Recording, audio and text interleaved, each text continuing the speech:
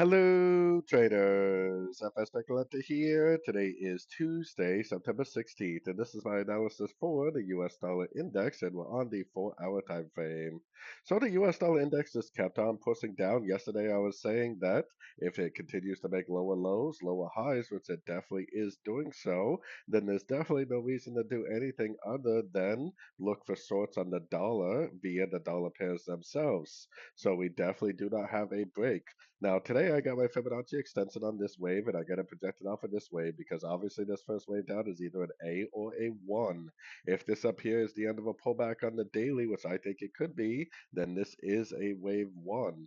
This ABC crescent right here is likely a running ABC for either a B or a 2. If it's the end of a crescent up here, then that should be a wave 2. Now we have our Fibonacci extension on here because when you're trying to figure out whether you're looking at a wave 3 or a wave C, Fibonacci extension is definitely your best friend. If it's a wave C, then it could turn at one of these key levels and then break structure to the upside, breaking the series of lower lows, lower highs.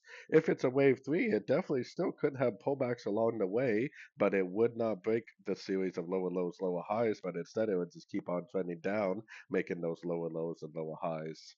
So right now, I would just go with the flow until the market tells you whether you're looking at a wave 3 or a wave C, which means I would definitely be looking for shorts on the dollar via the dollar pairs themselves. So anyways, don't forget to check out my website linked over here in the corner. And as always, thank you for watching and happy trading.